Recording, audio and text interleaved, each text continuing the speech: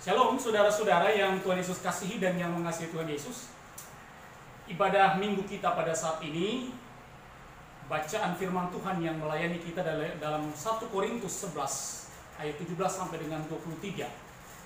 Dan diberi judul Serakah versus Tahan Uji. Nah, saudara-saudaraku yang Tuhan Yesus kasihi, bacaan firman Tuhan kita saat ini dilatar belakangi oleh kisah persoalan yang terjadi di jemaat Korintus pada saat itu. Persoalan yang sangat-sangat genting pada saat itu, saudara-saudara. Nah, tentu kita bertanya, persoalan apa yang terjadi di jemaat Korintus pada saat itu? Jawabannya begini, saudara-saudara. Ternyata di jemaat Korintus pada saat itu terjadi sebuah perselisihan besar dalam sebuah acara perjamuan makan setelah ibadah syukur. Ya, terjadi perselisihan. Kenapa sampai terjadi perselisihan, Pak Pendeta? Ya, perselisihan ini dipicu oleh kelakuan, sikap orang-orang kaya yang ada di Korintus pada saat itu. Orang-orang kaya jemaat Korintus pada saat itu yang egois dan serakah. Kenapa dikatakan serakah? Karena mereka menghabiskan semua makanan yang mereka bawa dari rumah untuk sebenarnya tujuannya untuk dimakan bersama-sama. Tapi mereka habiskan sendiri, saudara-saudara. Nah, mereka tidak mau mengingat lagi akan saudara-saudara seiman mereka yang miskin, yang lapar, yang belum ada di dalam acara perjamuan itu, saudara-saudara. Nah, ketika saudara-saudara mereka yang miskin itu datang, makanan sudah habis. Nah, saudara-saudara yang Tuhan Yesus kasihi, ternyata sikap ini, cara mereka berbuat seperti ini, itu cara yang mereka sengaja, saudara-saudara. Mereka ingin menindas, mereka ingin membuat orang-orang miskin pada saat itu semakin tertekan dan semakin menderita kelaparan, saudara-saudara. Nah, hal inilah yang membuat kericuan dalam acara yang dipakai judul ibadah dan ucapan syukur, ada perjamuan makannya. Hal inilah yang memicu kericuan pada saat itu, saudara-saudara. Nah, saudara-saudara yang Tuhan Yesus kasihi, bagaimana sikap Rasul Paulus sebagai hamba Tuhan pada saat itu terhadap perselisihan itu, saudara-saudara? Nah, saudara-saudara, di sini kita perhatikan ayat bacaan kita ya, ayat 17 sampai dengan 23. Saudara tetap buka Alkitab saudara, 1 Korintus 11 ayat 17 sampai dengan 23. Perhatikan ayat 17 sampai dengan 18, saudara-saudara. Di situ Paulus tidak memuji pertemuan atau acara yang dilakukan oleh jemaat Tuhan pada saat itu, saudara-saudara. Sebab apa? Menurut Paulus, pertemuan atau acara ini, ya, acara saat itu terkesan pilih kasih karena tidak mengundang seluruh warga jemaat pada saat itu. Ya. Bahkan di sini Rasul Paulus, oleh karena itu Rasul Paulus menilai, berkata bahwa acara mereka saat itu tidak mendatangkan kebaikan tapi mendatangkan keburukan. Ayat 17 sampai dengan 18. Coba saudara-saudara, ketika orang-orang lain datang dengan niat mau beribadah dan mau bersantap malam bersama-sama, makanan sudah habis, saudara-saudara. Dan ini sengaja dibuat oleh orang-orang kaya pada saat itu. Mereka ingin supaya saudara-saudara mereka, orang-orang miskin yang masih bekerja dan tidak ikut acara saat itu, yang terlambat datang, memang mereka sengaja untuk rampas mereka punya makanan, saudara-saudara. Padahal makanan itu mereka bawa sendiri dari rumah. Nah, saudara-saudaraku yang Tuhan Yesus kasihi, bahkan Paulus dengan tegas mengatakan bahwa acara jemaat Tuhan saat itu, jemaat Korintus pada saat itu, bukanlah sebagai perjamuan anak-anak Tuhan. Bayangkan saudara-saudara, tegas sekali Paulus mengatakan, acara atau ibadah saat itu bukanlah sebagai perjamuan untuk hormat dan kemuliaan nama Tuhan. Sebab perjamuan atau acara itu dipenuhi oleh kejahatan, oleh niat jahat, jauh dari niat hati yang penuh kasih, saudara-saudara. Itu kita lihat di ayat yang ke-20. Nah, saudara-saudara, atau dengan kata lain, Paulus menyindir jemaat Tuhan di kota Korintus pada saat itu dengan berpendapat bahwa jemaat menamakan acara itu acara syukur dan ibadah kepada Tuhan. Tetapi sesungguhnya, saudara-saudara, sesungguhnya acara itu hanya kulitnya doang yang namanya ibadah. Tetapi sesungguhnya mereka penuh dengan niat yang jahat, saudara-saudara.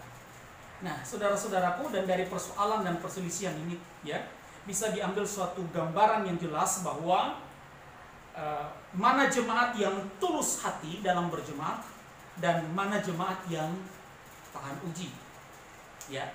Nah, saudara-saudaraku yang Tuhan Yesus kasihi dan yang mengasihi Tuhan Yesus, dari pembacaan firman Tuhan kita pada saat ini, saudara dan saya bisa mendapatkan beberapa pengajaran antara lain sebagai berikut, saudara-saudara.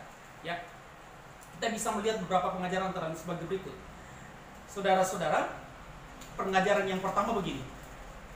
Saya pernah membuat satu kata renungan atau kata mutiara yang berbunyi begini. Tamak, serakah, ya, dan hanya mementingkan diri sendiri adalah awal kehancuran dari pelaku tersebut. Sekali lagi, ya, ketika ada orang yang senantiasa tamak, serakah, senantiasa mementingkan diri sendiri, itu adalah pintu kehancuran bagi orang tersebut. Saudara perhatikan baik, ya. Pengajaran pertama, ini masih pengajaran pertama. Karena itu saudara, berkaitan dengan hal itu, kata mutiara yang pernah saya buat itu, saya mau saudara buka Lukas 12 ayat 13 sampai dengan 21, ya. Buka Lukas 12 ayat 13 sampai dengan 21. Di situ dikisahkan bahwa suatu saat Tuhan Yesus menceritakan, ya, perumpamaan tentang seorang kaya yang bodoh, ya. Di mana di situ dikisahkan dalam Lukas 12 ayat 13 sampai dengan 21, ya, dikisahkan bahwa orang itu mengumpulkan harta bagi dirinya sendiri, ya, sehingga karena dia ngotot mengumpulkan harta setiap hari, akhirnya orang itu bersikap tamak dan dia berpikir bahwa dengan menjadi kaya maka semua urusannya pasti beres. Nah, saudara-saudara, kepada orang yang demikian Tuhan Yesus berkata, perhatikan ayat yang ke-20 dalam Lukas 12 ayat 13 sampai dengan 21 yang saya bilang tadi. Orang yang tamak, orang yang mementingkan diri sendiri, itu akan membuka celah kehancurannya. Ini senada dengan perkataan Tuhan Yesus. Ya, saya kutip dari perkataan Tuhan Yesus yang berkata begini dalam ayat yang ke-20 dalam Lukas 12. Hai engkau orang bodoh, pada malam ini juga jiwamu akan diambil darimu, dan apa yang telah kau sediakan untuk siapakah itu nanti? Hati-hati saudara. Memang berbahaya kalau kita hanya sibuk mengumpulkan kekayaan untuk diri sendiri, lalu kita bersikap tamak. Sebab betapapun harta kekayaan seperti juga jabatan, popularitas dan sebagainya itu tidak akan abadi, saudara-saudara. Ya, tidak akan abadi. Saudara dan saya ketika kita kembali ke rumah Tuhan, kita kembali ke rumah Bapa, saudara dan saya tidak bawa sedikit pun harta tersebut. Bahkan pangkat jabatan saudara tertinggal di dunia, saudara. Ya. Jadi rugilah saudara dan saya ketika menjalani hidup ini dengan ketamakan, dengan keserakahan, dan hanya mementingkan diri sendiri. Ya, saudara-saudara, cepat atau lambat kita akan tinggalkan dunia ini. Maka bila kita diberkati dengan kekayaan, ya, lebih baik kita menjadikan hal itu sebagai berkat bagi sesama. Jangan terlalu tamak, jangan terlalu serakah, saudara-saudara. Ya, saya pernah bilang, ya, ketika Tuhan memberikan berkat, ada mandat yang Tuhan mau berikan untuk saudara dan saya kerjakan. Mandatnya apa? Jadi berkat buat sesama.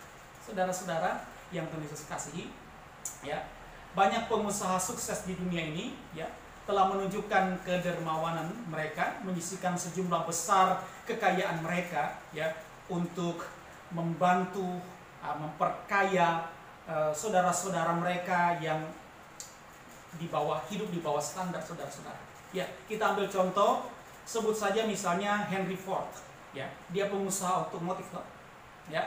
Kemudian Bill Gates, dia pendiri Microsoft, ya.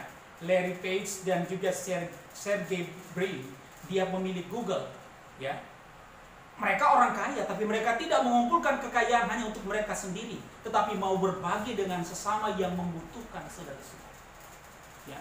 Mereka mau berbagi, begitu banyak harta kekayaan yang mereka terima.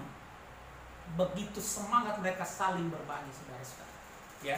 Perhatikan Lukas 12 ayatnya yang ke-15. Berjaga-jagalah dan waspadalah terhadap segala ketamakan, sebab walaupun seorang berlimpah-limpah hartanya, hidupnya tidaklah tergantung pada kekayaannya. Hati-hati saudara. Memang saya pernah mengatakan bahwa Alkitab tidak pernah melarang saudara dan saya untuk menjadi kaya, untuk memiliki jabatan, tidak ada. Dalam satu ayat pun tidak ada yang melarang. Tapi hati-hati saudara. Jangan karena kekayaan, jangan karena pangkat, jangan karena jabatan, saudara dan saya menjadi orang yang tamak, lalu mementingkan diri sendiri, lalu bersikap acuh tak acuh terhadap kepentingan orang lain. Saudara, sekali lagi, ketika saudara dan saya berlaku tamak, saat itu juga pintu kehancuran saudara dan saya sudah terbuka lebar, dan saudara dan saya akan hancur.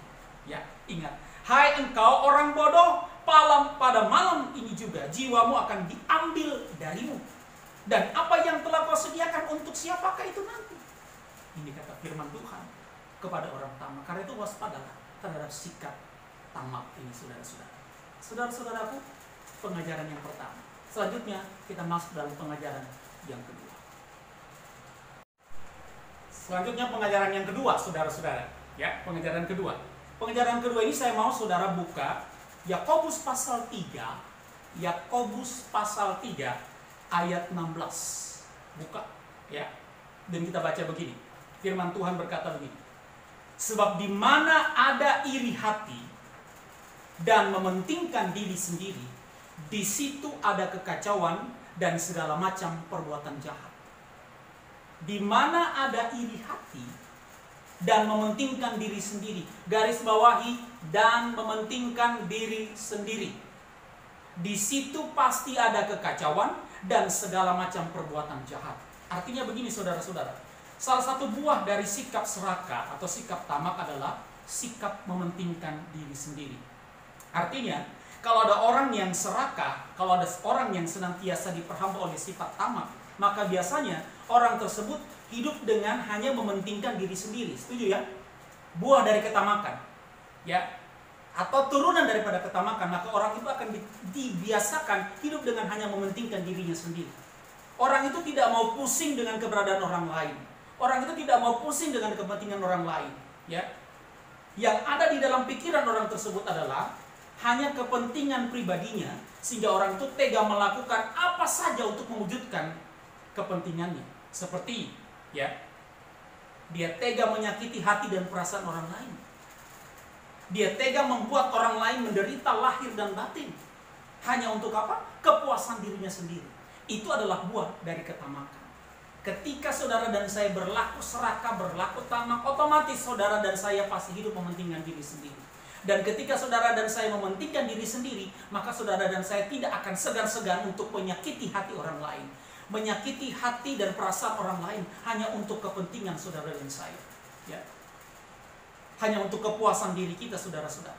Nah, saudaraku, bisa saudara dan saya bayangkan apa jadinya persekutuan keluarga Kristiani, apa jadinya persekutuan umat percaya, apa jadinya pelayanan, ya, kalau orang-orang yang terlibat di dalam pelayanan itu semuanya mementingkan diri sendiri. Semuanya berlaku, ya, semuanya ingin kepentingannya yang didahulukan. Ya, apa jadinya, saudara-saudara? Kalau saudara dan saya mau tahu apa jadinya, apa jawabnya, kembali ke Yakobus tadi. Ya. Apa firman Tuhan bilang tadi, Yakobus 3:16? Di mana ada mementingkan diri sendiri, ya. Di mana ada iri hati dan mementingkan diri sendiri, di situ pasti ada kekacauan, di situ pasti ada berbagai macam perbuatan jahat. Jadi kalau persekutuan kita penuh dengan orang-orang yang senantiasa mau mementingkan diri sendiri karena serakah, karena tamak, saudara-saudara, jangan harap persekutuan itu penuh dengan damai sejahtera. Persekutuan itu pasti kacau, ya. Persekutuan itu pasti amblas, saudara-saudara. Jadi saudara-saudaraku, ini saudara-saudara, ya. Hanya mau mementingkan diri sendiri, maka persekutuan itu akan penuh dengan kekacauan, penuh dengan perbuatan jahat. Itu pengajaran yang kedua. Pengajaran yang ketiga, kalau berbicara tentang sifat serakah atau tamak, maka tentu kita sudah menjadi rahasia umum bahwa orang yang diperhamba oleh sikap serakah atau tamak, biasanya orang tersebut tidak akan segan-segan membuat orang lain menjadi susah, ya kan? Ialah menjadi sakit hati, menderita lahir dan batin. Atau dengan kata lain, saudara-saudara, orang yang diperhamba oleh sikap serakah, ya, orang itu selalu tega melakukan hal-hal yang jahat terhadap sesamanya hanya untuk mencapai tujuannya. Orang seperti ini, saudara-saudara, ya, sudah terbiasa untuk berbuat jahat. Orang seperti ini sudah terbiasa hidup dalam kepalsuan dan kemunafikan. Ya, karena keserakahannya. Bahkan orang seperti ini bisa saja tega untuk mengkhianati dan mengorbankan arti sebuah persahabatan. Ini jahat namanya, saudara-saudara. Dan kadang-kala saudara dan saya sadar akan hal ini, tapi saudara dan saya justru menjadi pelaku akan sifat seperti ini. Ya, karena kepentingan diri sendiri, maka persahabatan yang sekian lama terbangun, saudara-saudara, karena kita diperhamba oleh kepentingan diri sendiri, akhirnya kita tega menghancurkan persahabatan tersebut, saudara-saudara. Hati-hati, saudara-saudara. Ya, perhatikan Amsal 11 ayat 21. Ya, Amsal 11 ayat 21. Orang jahat tidak akan luput dari hukuman. Ya kan? Ya, orang yang mementingkan diri sendiri dan senantiasa menyakiti hati saudara itu kan jahat. Dan firman Tuhan bilang, orang jahat tidak akan luput dari hukuman. Tidak akan luput, saudara-saudara. Perhatikan baik lagi, Mazmur 9 ayat 17. Ya, perhatikan baik, saudara-saudara. Di situ dikatakan bahwa cepat atau lambat orang-orang fasik akan terjerat, ya, akan binasa oleh perbuatannya sendiri. Jadi ingat, saudara-saudara, ya, tidak tertutup kemungkinan atas kehendak Tuhan orang yang sudah kita jadikan korban, ya, dan keserakahan tersebut itu bisa membalas kita. Karena apa? Orang jahat cepat atau lambat dia akan terjerat oleh perbuatannya sendiri. Ya, saudara dan saya berbuat jahat kepada orang, ya, dan membuat orang lain binasa mungkin secara batin. Hati-hati, saudara. Suatu saat orang itu bisa dipakai Tuhan untuk menghancurkan saudara. Ya, saudara-saudaraku yang Tuhan Yesus kasihi dan yang mengasihi Tuhan Yesus. Saya kasih contoh cerita. Ya, ada persahabatan antara seekor katak dan seekor tikus, saudara-saudara. Ya, apa yang terjadi dengan persahabatan ini, saudara-saudara? Ya, saya mau ceritakan begini. Seekor tikus ini berteman baik dengan seekor katak. Suatu saat, ya, si katak ini, ya, dikuasai oleh kepentingannya. Dia ingin sekali membuat tikus ini menderita, saudara-saudara. Nah, saudara-saudara, lalu si katak ini berbuat begini. Diikatnya kaki tikus dengan kakinya. Jadi kaki tikus itu diikat dengan kakinya, kaki si katak ini. Kemudian mereka bersama-sama mencari makan. Ya. Tiba di tepi sebuah kolam, ya, katak ini ingin menunjukkan kehebatannya. Karena memang dia ingin menjadi pengkhianat. Dia sudah menimbulkan niat jahat dalam hatinya, saudara-saudara. Di tepi sebuah kolam, tiba-tiba katak ini langsung menceburkan diri ke dalam dasar kolam tersebut. Ya, dia mencari makan di bawah air di dalam kolam tersebut. Sementara tikus ini, ya, tikus yang malang ini kan tidak bisa berenang. Karena kaki mereka terikat satu dengan yang lain, akhirnya tikus pun ikut ke dalam kolam sampai ke dasar kolam, saudara-saudara. Dan akhirnya apa, saudara-saudara? Tikus itu mati karena tidak bisa berenang. Nah, saudara-saudaraku yang Tuhan Yesus kasihi, saya bilang tadi, ya, dalam bacaan kita yang luar biasa, ya, Amsal 11 ayat 21, orang jahat tidak akan luput dari hukuman. Perhatikan baik, saudara, apa yang terjadi dengan katak ini. Ketika dia senang melihat tikus itu sudah mati, saudara-saudara, ya, dia naik ke atas, ya, dia naik ke atas, lalu dia berkata, saya hebat dibanding dengan kamu, kamu sekarang mati. Tapi tiba-tiba, saudara-saudara, apa yang terjadi? Ketika dia naik ke atas, saudara-saudara, ya, karena ikatan itu, ikatan kakinya dan tikus itu juga masih terikat, si mayat tikus ini juga naik ke atas, saudara-saudara, mengambang ke atas. Di kolam itu, ya, ada seekor kucing, saudara-saudara. Nah, saudara-saudara, apa yang terjadi, saudara-saudara?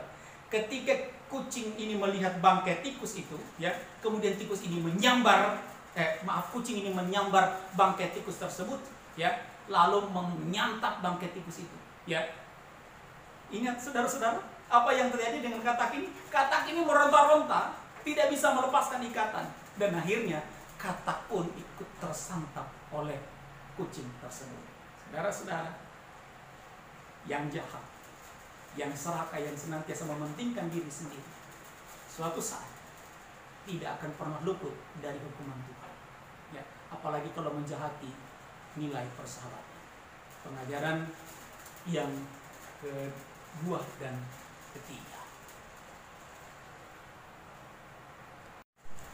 Selanjutnya kita masuk pada pengajaran yang keempat dan pengajaran yang kelima, atau pengajaran yang terakhir, saudara-saudara. Ya.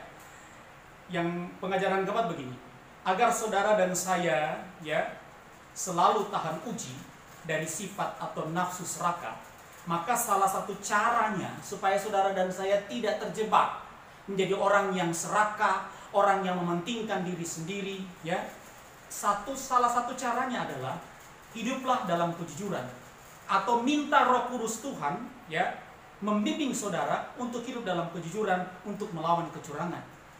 Nah, apa kata firman Tuhan yang untuk orang-orang yang selalu jujur, orang-orang yang selalu tidak curang, tidak serakah? Lihat, salah satu firman Tuhan berkata dalam Amsal 14 ayatnya yang ke-11. Saudara baca Amsal 14 ayat 11. Di situ firman Tuhan berkata begini. Rumah orang fasik akan musnah, tetapi kemah orang jujur akan mekar. Artinya apa ini Pak Pendeta?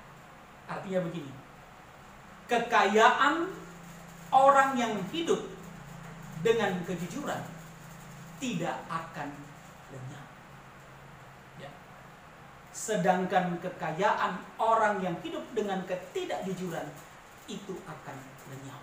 Atau dengan kata lain, kekayaan hidup dari orang yang tidak jujur akan lenyap. Sedangkan gubuk kemiskinan orang-orang yang jujur akan penuh dengan berkat-berkat Tuhan. Hal ini juga berarti bahwa ketika saudara dan saya mengutamakan kejujuran, maka jangan takut saudara-saudara. Jangan takut. Bukan saja saudara dan saya tidak tamak. Bukan saja saudara dan saya tidak menjadi serakah. Ketika saudara dan saya hidup mengutamakan kejujuran, ketulusan, maka saudara-saudara jangan takut. Berkat Tuhan senantiasa mengikuti saudara. Amin. Amin, saudara. Ketika saudara dan saya jujur, karena saya pernah tertarik dengan satu kalimat yang sederhana yang berbunyi begini: jujurmu rezekimu. Ketika saudara dan saya senantiasa hidup jujur, maka di situ berkat Tuhan saudara dan saya akan penuh. Nggak usah berlaku curang, nggak usah berlaku serakah, saudara-saudara. Saudara-saudaraku yang Tuhan Yesus kasihi dan yang mengasihi Tuhan Yesus, saudara masih ingat contoh cerita ada seorang yang menebang kayu. Dia seorang penebang kayu. Kebetulan pada saat itu dia menebang kayu di dekat sebuah sungai yang sangat dalam. Dengan kapak bekasnya dia pakai untuk menebang sebuah batang pohon di tepi sebuah sungai. Ketika dia asik menebang, akhirnya apa yang terjadi, saudara? Kapaknya itu jatuh ke dalam sungai. Dia tidak bisa berenang. Dia tidak bisa turun untuk mencari kapaknya. Itu kapak satu-satunya. Walaupun kapak itu sudah tua, sudah karatan, tapi itu kapak satu-satunya yang dia punya. Akhirnya dia duduk di tepi sungai itu sambil menangis dan meratap, saudara-saudara. Singkat cerita, katanya dewa lewat, saudara-saudara. Kemudian dewa menyamar menjadi manusia dan dewa berkata begini, apa yang terjadi? Kenapa engkau bersedih? Lalu dia mengatakan, kapak saya jatuh. Saya tidak bisa lagi menebang kayu karena kapak saya jatuh dan saya tidak bisa berenang. Akhirnya sang dewa itu yang berubah jadi manusia itu katanya turun ke dalam sungai itu, lalu berenang ke dasar sungai. Lalu gak lama kemudian sang dewa itu naik ke atas, membawakan apa, saudara-saudara? Dia membawakan kapak yang terbuat dari emas. Saudara, terbuat dari emas. Lalu dia bilang sama orang yang tadi yang kehilangan kapak, apakah ini kapakmu? Orang itu bilang, kapak ini terlalu bagus buat saya, Tuhan. Ini bukan kapak saya. Lalu kemudian dewa itu turun lagi, lalu naik, kemudian dia bawa kapak dari perak, saudara-saudara. Lalu dia tunjukkan lagi, apakah ini kapakmu? Lalu orang itu mengatakan, kapak ini masih terlalu bagus buat saya. Kapak saya tidak begini, kapak saya jelek, kapak saya tua. Lalu dewa turun lagi, kemudian naik lagi membawa kapak dari perunggu, saudara-saudara. Lalu orang itu mengatakan, Tuhan gak usah repot-repot. Kapak saya bukan seperti ini. Kapak saya sudah sangat tua. Dewa ini sangat sangat terenyuh hatinya melihat kejujuran orang ini. Lalu kemudian dewa itu kemudian turun ke dasar sungai lagi, lalu kemudian naik dan mengambil sebuah kapak. Kapak itu kapak tua yang sudah karatang. Lalu dia mengatakan, apakah ini kapakmu? Lalu dia mengatakan, iya Tuhan, itu kapak saya. Terima kasih. Karena kejujuran orang tersebut, maka dewa memberikan kapak yang terbuat dari emas. Nah, luar biasa. Ya. Singkat cerita, dia pulang ke desanya. Ya. Ketika dia pulang ke desanya, dia bertemu dengan seorang dan mengatakan, itu kapakmu kapak dari emas. Kamu dapat dari mana? Lalu dia menceritakan ceritanya yang sebenarnya. Orang ini punya niat yang sama, tapi dia hanya menginginkan kapak ini, saudara. Lalu dia pura-pura bekerja di sungai yang sama, kemudian dia pura-pura menjatuhkan kapaknya, saudara-saudara. Lalu dia pura-pura menangis, dan apa yang terjadi? Katanya dewa datang juga dan mengatakan, apa yang terjadi? Lalu dia mengatakan, kapak saya jatuh. Lalu dewa pun kemudian menyelam ke bawah, lalu dewa ke atas permukaan lalu membawa sebuah kapak yang terbuat dari emas. Lalu dia mengatakan, apakah ini kapakmu? Orang itu menjawab, ini kapak saya. Nah, saudara-saudara, dewa sangat marah pada saat itu karena mengetahui orang ini tidak jujur. Maka dewa pun mengatakan, kau tidak jujur. Saya sebenarnya tahu siapa, apa kapakmu, bagaimana model kapakmu yang jatuh. Ini bukan kapakmu, kau tidak akan mendapatkan apa-apa. Saudara-saudara, jujurmu rezekimu. Jadi saudara-saudara tidak perlu serakah, tidak perlu tamak. Ya, kalau saudara dan saya ingin terhindar dari sikap tamak, sikap serakah, mulailah dengan hidup jujur. Berlakulah jujur, bekerjalah dengan jujur, dengan takut akan Tuhan. Rezeki akan mengikut saudara, berkat akan mengikuti saudara. Amin. Ya. Pelajaran yang terakhir, perselisihan tentang makanan, ya. Pada zaman Rasul Paulus di jemaat Korintus pada saat itu, ya, kalau mau jujur di hadapan Tuhan, ini masih sering terjadi dalam kehidupan persekutuan kita saat ini, saudara-saudara. Contohnya, ya, masih sering terjadi, saudara-saudara. Kenapa begitu, Pak Pendeta? Saya mau katakan ini masih sering terjadi, ya, karena biasanya begitu, ya. Dalam acara-acara gerejawi yang biasanya ditutup dengan perjamuan makan bersama-sama, biasanya semuanya tidak menahan diri, semuanya ingin berlomba-lomba, ingin cepat makan dan sebagainya. Ya, karena dikuasai oleh keserakahan hati, akhirnya makan tanpa mengingat ada orang yang juga belum makan. Masih ingat, saudara-saudara? Nah, kalau ditegur apa? Marah, ngambek. Ya, akhirnya terjadi pertengkaran di meja perjamuan, saudara-saudara. Nah, saudara-saudara, apa yang Tuhan Yesus kasihi dan yang mengasihi Tuhan Yesus? Hal ini apa? Karena dipicu oleh keserakahan. Ya, jadi saudara-saudaraku, ingatlah, di mana ada iri hati, di mana ada ketamakan, di mana ada keserakahan, di situ pasti terjadi kekacauan, dan di situ pasti ada berbagai macam perbuatan jahat. Saudara, mari kita hidup dengan ketulusan, dengan takut akan Tuhan, jujur di hadapan Tuhan, maka kita akan tetap menjadi orang yang tahan uji terhadap sikap serakah dan tamak. Tuhan memberkati saudara. Amin.